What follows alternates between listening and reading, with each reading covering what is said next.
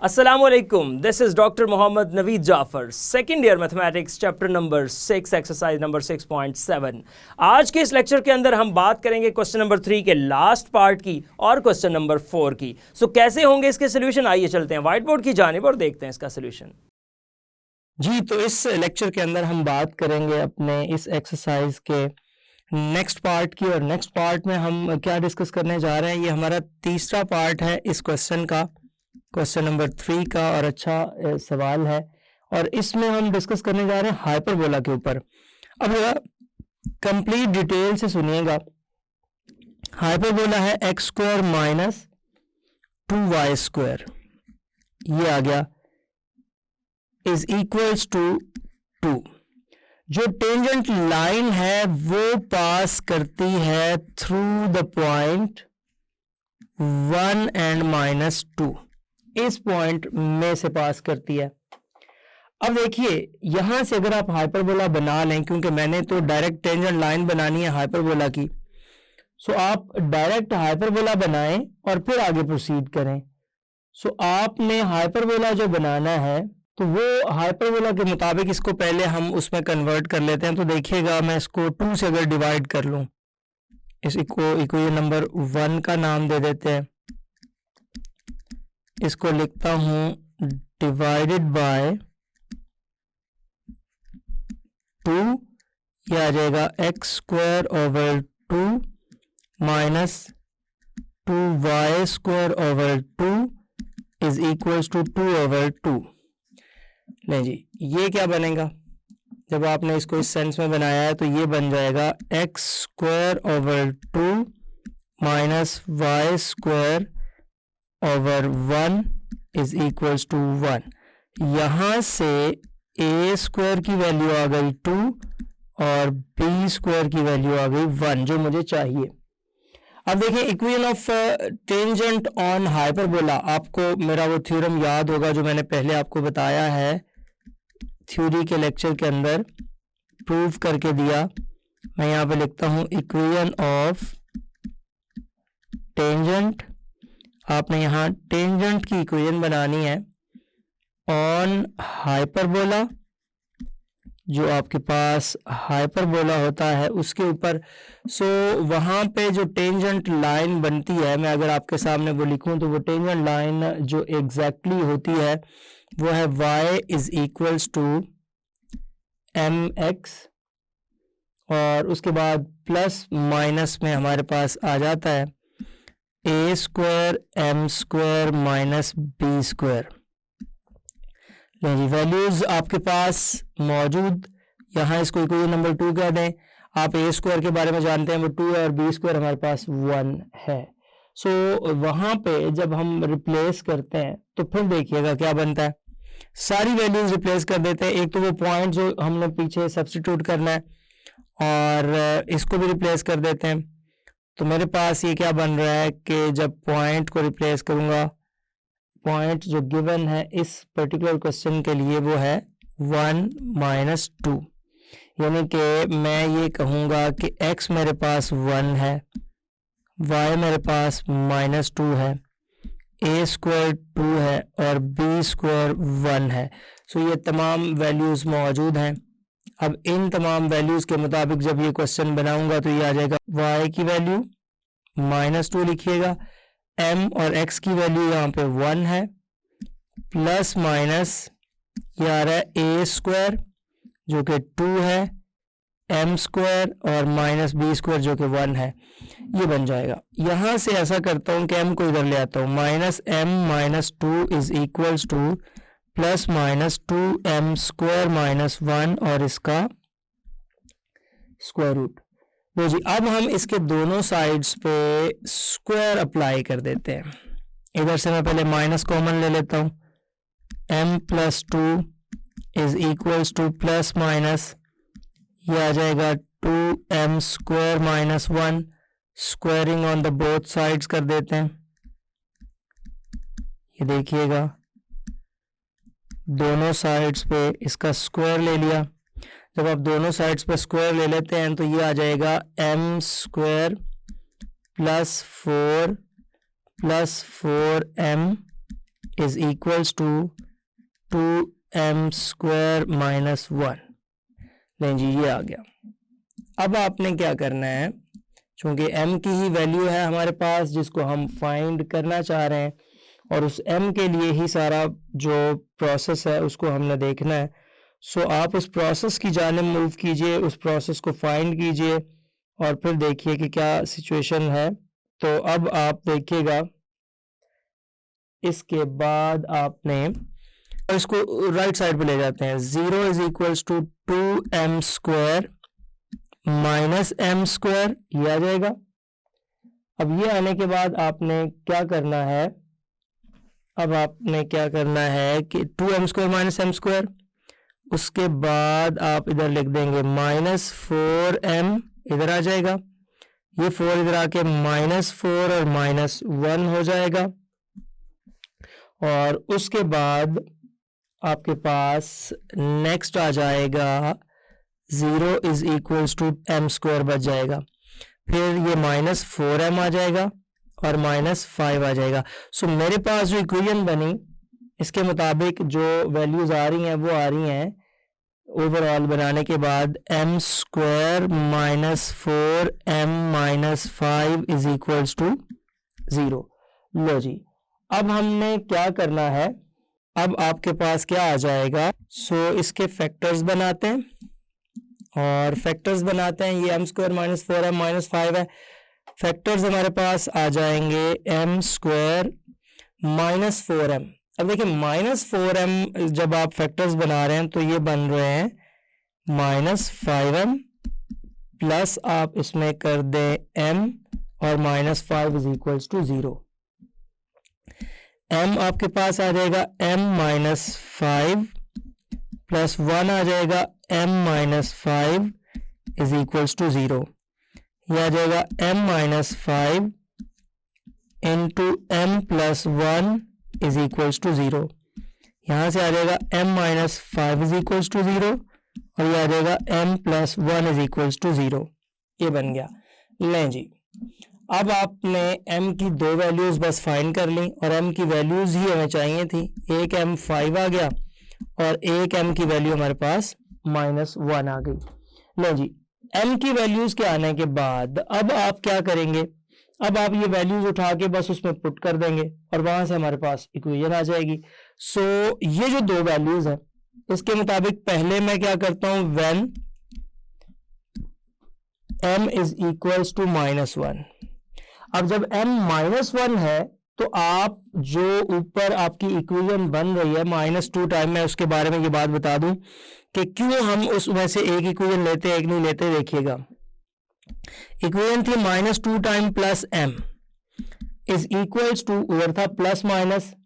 अब plus minus में मैं ये वाला पोर्शन जो है minus 2 into 2m square minus 1 वाला, ये चूंकि सेटिस्फाई करता है, लिहाजा मैं इसकी, आप देखिए ना माइनस 1 इसमें पुट करके देखें तो ये उसको सेटिस्फाई कर रहा है।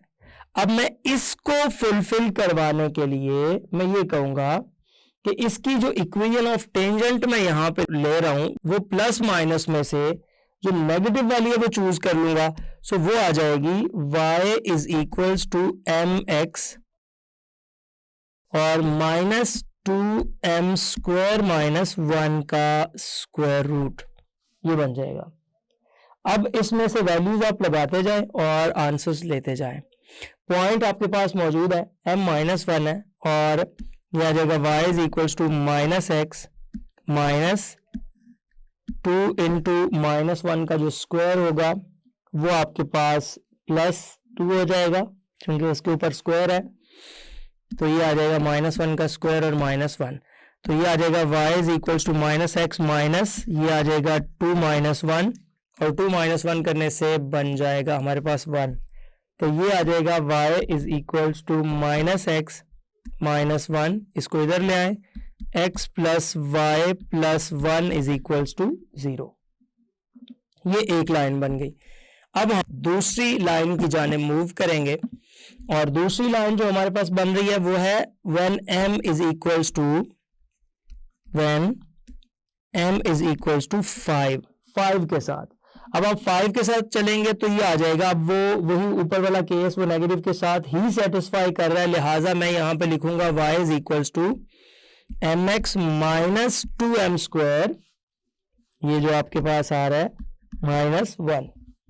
तो इसके मुताबिक जब हम लिखते हैं m की वैल्यू आपको पता है y is equals to 5x minus 2 into 5² -1, y is equals to 5x minus ये बन रहा है 50 - 1 49 का स्क्वायर रूट, तो y is equals to 5x minus 7 ये बन जाएगी।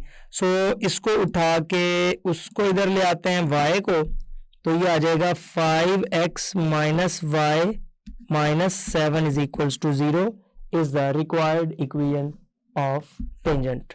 ये हमारे पास इसकी टेंजेंट की इक्वेशन आ गई। अब हम इसी क्वेश्चन में साथ ही इसके एक पार्ट और करते हैं, और वो करते हैं क्वेश्चन नंबर 4 का, और फिर क्वेश्चन नंबर 4 के बाकी के जो 2 पार्ट्स हैं वो उसके लिए एक सेपरेट लेक्चर करेंगे। सो आप चलिएगा जरा क्वेश्चन नंबर 4 के अंदर इंटरेस्टिंग सवाल है, कहता है find an equation of the normals. ये मैंने एग्जांपल भी इस टाइप की आपको करवाई हुई है। आपने नॉर्मल की इक्वेशन फाइंड करनी है y² is equals to 8x की। तो नॉर्मल की इक्वेशन फाइंड करनी है which are parallel to the line.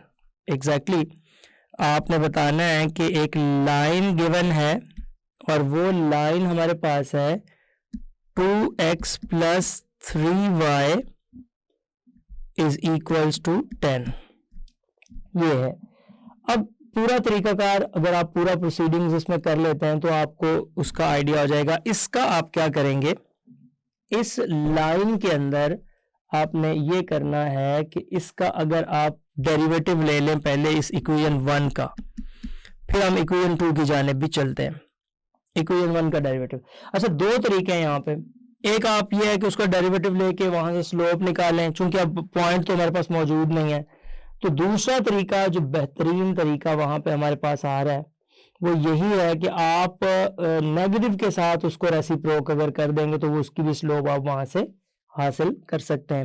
लेकिन चूंकि हमें जब कोई भी इक्वेशन फाइंड करनी होती है तो वहां पे एक पॉइंट भी तो चाहिए होता है जिस पॉइंट की मदद से हमने उसको प्रोसीड करना होता है आगे, तो वो पॉइंट भी हम वहां पे यूज करेंगे जो पॉइंट हमने वहां पे फाइंड करके पुट करना है, और उसका जो पुट करने के बाद उसमें से हमने उस लाइन को पास करना है। सो ये सारी बातें हैं जो यहाँ पे हमने डिस्कस करनी है। सबसे पहले स्लोप ऑफ गिवन लाइन देखिएगा, स्लोप ऑफ गिवन लाइन। अब जो गिवन लाइन की स्लोप है वो है m इज इक्वल टू, देखिए फॉर्मूला होता है -a/b। अब इसके मुताबिक जो फॉर्मूला है वो बन रहा है -a/b है, तो ये आ जाएगा -2/3।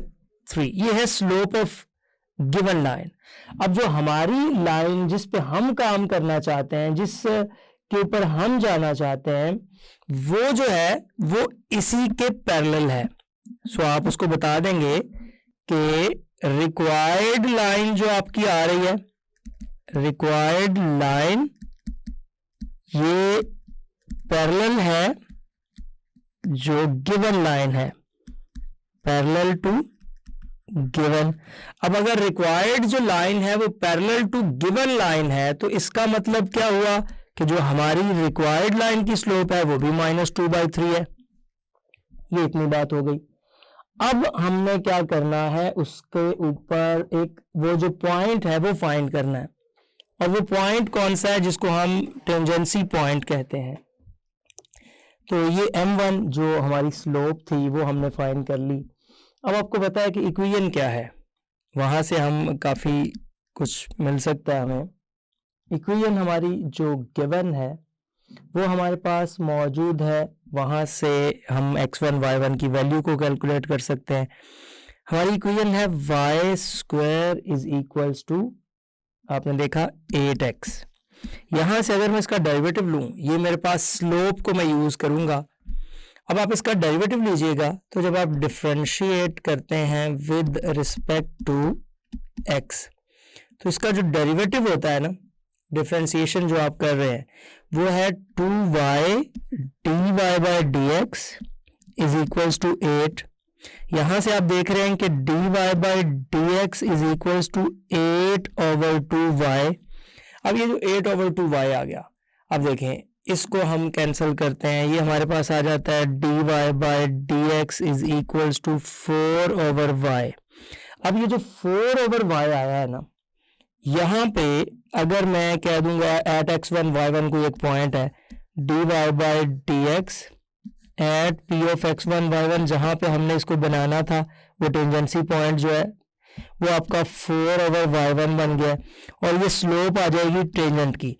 बट हमारे पास जो स्लोप ऑफ टेंजेंट मौजूद है, अगर आप वो वाली स्लोप ऑफ टेंजेंट देखें तो वो हमारे पास क्या है, अब ये स्लोप ऑफ टेंजेंट आ गई। सो स्लोप ऑफ नॉर्मल अगर यहां से बनाएं, नॉर्मल लाइन की जो स्लोप है, नॉर्मल लाइन वो आ जाएगी उसकी स्लोप m1 और वो बनेगी -y1/4। चूंकि नेगेटिव के साथ इसको रेसिप्रोक कर दिया जाता है, अब नेगेटिव के साथ मैंने रेसिप्रोक कर दिया, ये आ गया।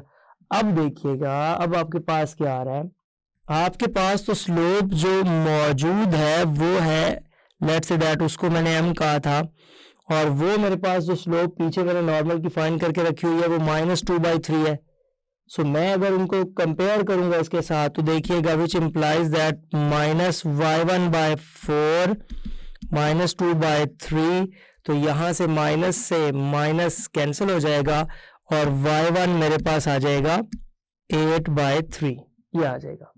तो जी y1 आ गया। अब y1 के आने के बाद x1 की बारी है। अब वो x1 y1 देखें, x1 y1 लाई करता है on the line, on the line भी और ऑन द पैराबोला भी जो आपके पास यहाँ पे मौजूद है। सो अगर ये पैराबोला के ऊपर मौजूद है तो ये उसकी इक्वेशन को सेटिस्फाई करेगा, यानी कि मैं फिर ये कह सकता हूं कि y1 square is equals to 8x1। अब y1 स्क्वायर यानी कि 8/3 का स्क्वायर आ जाएगा और इधर 8x1 आ जाएगा। सो यहां से वो पॉइंट भी आ गया मेरे पास, ये आ जाएगा 64/9 इज इक्वल्स टू 8x1 और x1 की वैल्यू आ जाएगी 8/9। हमने x1 y1 एक 8/9 और एक 8/3 वैल्यूज को फाइंड करके यहाँ पे रख लिया।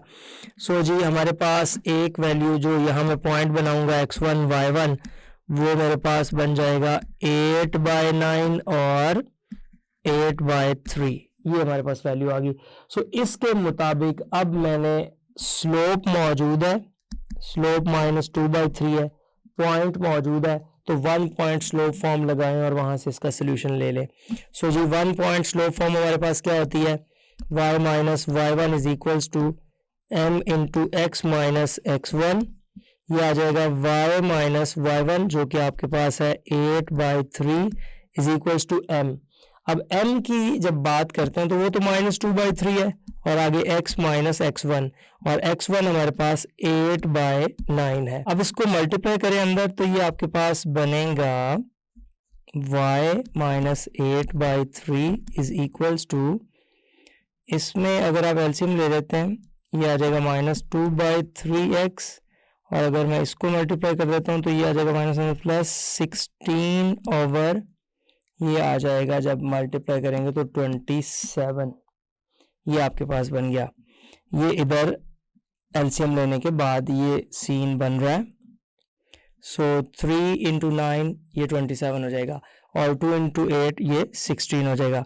लेकिन इसको इधर लेके आते हैं, 2/3x ये आ गया और -8/3 प्लस y है इज इक्वल्स टू, इधर आप लिखिएगा तो इधर आपके पास आ जाएगा 16/27 और प्लस 8/3।